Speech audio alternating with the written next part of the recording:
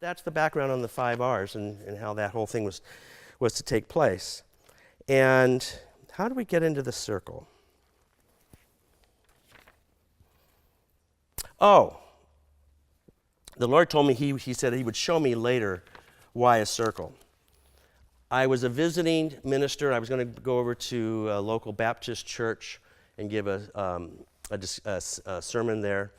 And I had just handed over the PowerPoint stuff that I was going to use for that Sunday and this and that. And the lady who was the liaison of the church, I had just delivered everything in the parking lot over in Rancho Bernardo. I'm getting in my car. She's getting in her car. I said, okay, I'll see you Sunday. And she said, she said, you know, Earl, I just took a class taught by a female Messianic rabbi called Hooked on Hebrew. I said, oh, really? I said, was it good? And she said, yeah. She said, did you know everything in Hebrew culture and language and time perspective and thought process is circular? I'm getting in my car, literally. And you could have knocked me over with I stopped. And I got out of my car. She still had her door open. And I said, what did you just say? And she repeated it. And that's what started the quest. That's what started the quest. I had to say, I want to figure out, why did God tell me way back in my prison chaplain days to preach this in a circle? I didn't understand it.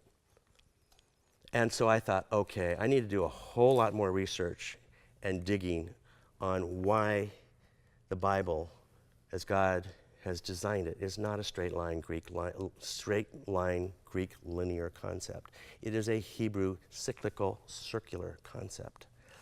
And honestly, as I look at this, I'm thinking to myself, if I had this as an evangelism tool at the beach, at that youth group, man, oh man, I could do this in 3 minutes.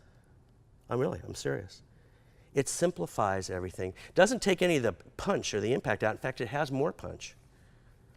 But what an evangelism tool. I thought, this is amazing. I'm not smart enough to think of this. I'm not taking credit for it. It's just something that he gave me.